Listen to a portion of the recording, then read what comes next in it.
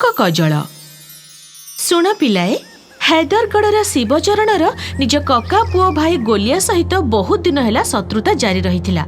शत्रुतार कारण थिला गाँव थिबा सेमानकर जमी जहाकू गोलिया अख्तियार करी बसिथिला, जेबे कि पूरा गाँ कहूथिला जे से जमी उपरे बिचरा शिवचरणर अधिकार अछि। गोलिया भाई, एई देख, ये तमर ही पुतुरा एबे बड़ हवाकू लागिलानी। दया करी मो जमी एबे मते फेरेई दियो। अरे तू पुणी चली आसिलु भिकारी कोटिकार। तो पुओ जदि बड़ होउची ताहले मो पुओ भी बड़ ही गलानी। एई देख, यार भी तो जमी दरकार, तते कोठू देई देबी। हेले मु तो मोरी ही जमी मागुछि ना गोलिया भाई। अरे तोर की जमी कि रे? कहली ना से जमी मोर। तमे कहिले कौन हब? गाँ सारा लोक जानिचंती ए जमी मोर। किंतु आईन तो मानिबनी ना। गोटे काम कर, जा जाइकी जमीर कागज पत्र नहीं आ, मु निश्चय तते जमी छाड़ी देबी। हेले जमीर कागज पत्र तो मते कोठी मिलुनी। ताहेले जमी भी मिलिबनी। जा पळा एठू।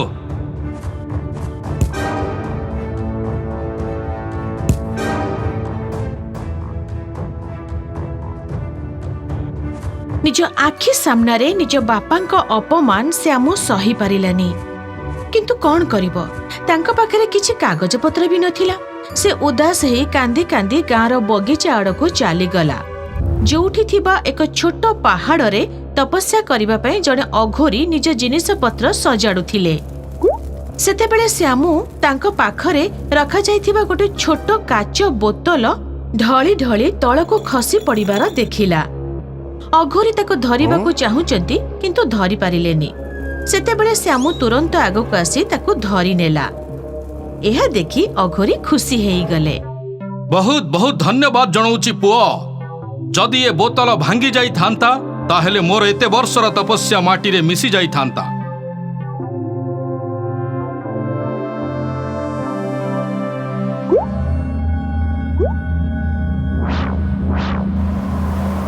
अण जेजे, हे मोर जेजे, आस आस, मते सेई मंत्र शिखाओ जहा आम अघोरी समाज भूली जाइची। कुह जहा आम तपस्या को आहुरी आगो को बढ़ेइब। कुह अण जेजे, आस कुह से मंत्र कौन थिला? धन्यवाद अण जेजे। जेजे नमस्कार, बापा नमस्कार। जेजे माँ, अण जेजे माँ, माँ को मोर प्रणाम जणई दब। अरे बालक, तू एजाए एठी अछु? बाबा, आपण निज जेजे अण जेजे बापांक सह केमिति कथा होथिले? एमितिरे तो मु काहाकू भी कहि न थाए, किंतु जेहेतु तू मोर ए बोतल भांगी बारु बंचेई थिलु, एथिरे एक कुहुक कजल अछि। एहा आखिरे लगाइले आमे आम पूर्वज मानक आत्मा को दर्शन करि परिबा, तांको सहित कथा हेई परिबा। बाबा, एटा को दुकान रे मिले? मु भी किनिबी। एहा कौनसी दुकान रे मिली न थाए। एहा हिमालय रे रहिबा समय रे आम गुरु गभीर तपस्या द्वारा तैयारी करिसंती। हाउ आजि तो जोगु ही एहा मो पाखरे अछि। ने जदि मु एठी रही थांती ताहले तते बोतल देई देई थांती, किंतु आमे तो जाजाबर अघोरी किए जाने काली कोठी थिबु। तेणु तो उपकार बदल रे तते मु टिकिए देई दउची। कुहुक कजल पाई श्यामू खुशी हेई गला। घर को जाई से ता बापांकु सबो कथा कहिला। तापरे बापा ताहा निज आखिरे लगेइले। तुरंत आख पाखर परिवेश भयानक हेगला। कबाट धड़धड़ हेबाकू लागिला। झरकार परदा उड़ीबाकू लागिला। झरकार कबाट खोलिला आउ बंद हैला। झरका दे पवन सहित पत्र मध्य घर भीतर को आसीबाकू लागिला। एवं सेतेबेले आख पाखरे शिवचरणर बापा जेजे पण जेजे जेजे मांको आत्मा देखा देले।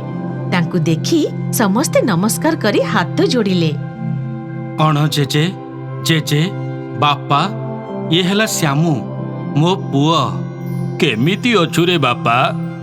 भल अछि जेजे, आपनका आशीर्वाद अछि।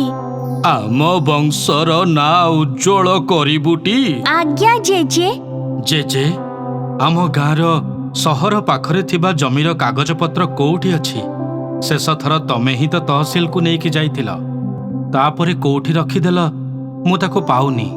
ପୁଅରେ, ସେଇଟା ସେଇ ବିଶ୍ୱାସଘାତକର ଘର ଭିତର କୋଠରୀରେ ଯୋଉଠି ଧାନ ବସ୍ତା ଲଦା ହେଇ ରହିଛି, ସେଇଠି ଗୋଟାଏ ଜରିରେ ଗୁଡ଼େଇ ସିଏ ଲୁଚେଇକି ରଖିଛି। ଶିବଚରଣ ଏକଥା ଶୁଣିବା ମାତ୍ରେ ନିଜ କକା ପୁଅର ଭାଇ ଗୋଲିଆ ଘରକୁ ଗଲା। ଗୋଲିଆ ସେ ଆସୁଥିବାର ଦେଖି ଚମକି ଉଠିଲା ଏବଂ ତାକୁ ସିଧା ଘର ଭିତରକୁ ଯାଉଥିବାର ଦେଖି ଅଟକେଇବାକୁ ଚାହିଁଲା। କିନ୍ତୁ ଶିବଚରଣ ଅଟକିବା ବଦଳରେ ସିଧା ତାର ଭିତର କୋଠରୀରେ ଥିବା ଧାନ ବସ୍ତା ଭିତରୁ ନିଜ କାଗଜପତ୍ର ଥିବା ଫାଇଲ ବାହାର କରି ଆଣିଲା। ଏହା ଦେଖି ଗୋଲିଆର ଆଖି ଆଶ୍ଚର୍ଯ୍ୟରେ ଖୋଲା ରହିଗଲା। ଏଇଟା ହେଲା ମୋ ଜମିର କାଗଜପତ୍ର। ଏବେ ସେ ଜମି ଆଇନତଃ ମୋର। ଆଉ ଏହା ବ୍ୟତୀତ ଯୋଉ ବାକି ଜମିର କାଗଜପତ୍ର ବଳକା ଅଛି, ତାହା ଯୋଉଠି ବି ଥିବ ମୁଁ ବୁଝିକି ଆସିବି।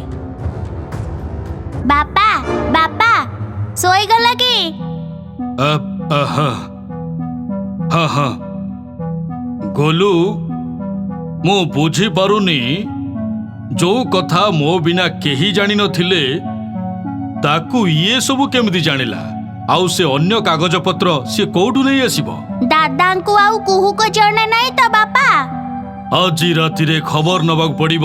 ଏବଂ ସେ ରାତିରେ ଯାଇ ଚୁପଚାପ ଶ୍ୟାମ ଘରେ ଉଣ୍ଡିବାକୁ ଲାଗିଲା। ତା ଆଖି ସାମ୍ନାରେ ସେ ପୁରା ଦୃଶ୍ୟକୁ ପୁଣି ଦେଖିଦେଲା ଏବଂ ତାକୁ ଶୂନ୍ୟରେ ପଣ ଜେଜେ, ଜେଜେ, ବାପା କଥା ହେବାର ଦେଖି ଗୋଲିଆ ସବୁ ଘଟଣା ବୁଝିଯାଏ। ଏବଂ ସେମାନେ ଶୋଇବା ପରେ ସେ ଚୁପଚାପ ଭିତରକୁ ଆସିଲା ଏବଂ ସେ କଜଳ ବୋତଲ ନେଇ ସେଠୁ ଚମ୍ପଟ ହେଇଗଲା। ନିଜ ଘରକୁ ଆସି ଉଭୟ ବାପା ପୁଅ ସ୍ଥିର କଲେ ଯେ ଏବେ ଆମେ ବି କଜଳ ଲଗେଇ ନିଜ ବାପା, ଜେଜେ, ପଣ ଜେଜେଙ୍କ ଆତ୍ମାକୁ ନିଜର ଯୋଉଠି ଯାହା ସମ୍ପତ୍ତି ଅଛି ସବୁ ବିଷୟରେ ପଚାରିବା। ଏବଂ ଗୋଲିଆ ସେ କଜଳ ଆଖିରେ ଲଗେଇଲା।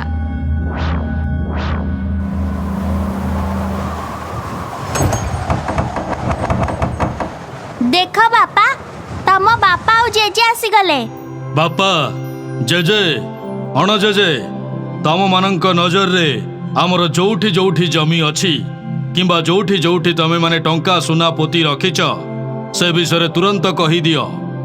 ପାଖକୁ ଆ, ମୋ ଗହଣା କୋଉଠି ଅଛି ମୁଁ କହୁଛି। ପୂର୍ବଜଙ୍କ ଆତ୍ମା ଭେଟିବାକୁ ଆସିଛନ୍ତି ନା ରାମ ରାମ ନା ନମସ୍କାର, ଗହଣା ଆଉ ଟଙ୍କା ଦରକାର। ଏଇନେ ଏଇନେ। ଜେଜେମା, ସେ ଶିବଚରଣ ତୋ ଦାଦା ପୁଅ ଭାଇ। ତମ ଦିହିଙ୍କର ରକ୍ତ ପୁରା ସମାନ। ଆଉ ଏତେ ବର୍ଷ ହେଲାଣି ତୁ ନିଜ ରକ୍ତ ସହିତ ବିଶ୍ୱାସଘାତକତା କରୁଛୁ। ହଁ, ତା ଜମି କାଗଜକୁ ଚୋରେଇ ତା ଉପରେ ତୁ ଅତ୍ୟାଚାର କରୁଛୁ। ଏମିତିକା ତ ଆମ ବଂଶରେ କେହି ବି ନଥିଲେ। ମାର ୟାକୁ। ସ୍ତ୍ରୀର ଚାକର ସ୍ତ୍ରୀ କଥା ଶୁଣି ମତେ ଠିକ ସମୟରେ ଖାଇବାକୁ ବି ଦଉନଥିଲା। ହଁ, ମୁଁ ବି ଉପରୁ ଦେଖିଥିଲି। ବଞ୍ଚାଅ, ବଞ୍ଚାଅ, ବଞ୍ଚାଅ! ଶିବ ଭାଇ, ଶିବ ଭାଇ! କଣ ହେଲା? କଣ ହେଲା? ଆରେ ଇଏ ତ ଗୋଲିଆ ଦାଦା। ବାପା, ୟାଙ୍କ ହାତରେ ତ ଆମ କଜଳ ବୋତଲ ଅଛି। କଣ ହେଲା? ତମେ ଚିତ୍କାର କାହିଁ କରୁଛ? ଆମ ଜେଜେ, ଅଣ ଜେଜେ, ଜେଜେ ମାଙ୍କ ଆତ୍ମା ମତେ ମାରୁଛନ୍ତି। ଦୟାକରି ବଞ୍ଚାଅ ମତେ।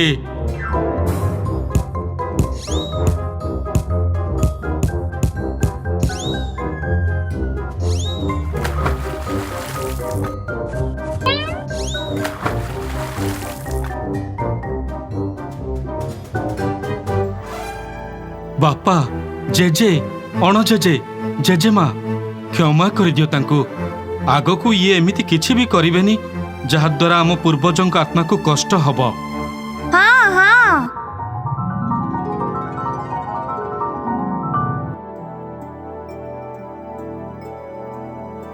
ଦେଖିଲ ନା ଗୋଲିଆ ଦାଦା, ଏଥିରୁ ଆଜି ଗୋଟେ କଥା ବୁଝା ପଡ଼ିଗଲା। ଆତ୍ମା ହଉ କିମ୍ବା ପରମାତ୍ମା, ଯଦି ତାଙ୍କ ସହ ସାକ୍ଷାତକାର କରିବାର ଥାଏ ତେବେ ଆମ କର୍ମ ଭଲ ହବା ଉଚିତ। ନହେଲେ ଗୋଲିଆ ଦାଦାଙ୍କ ପରି ତମକୁ ବି ନିଜ ପୂର୍ବଜଙ୍କ ଠାରୁ ମାଡ଼ ଖାଇବାକୁ ପଡ଼ିପାରେ।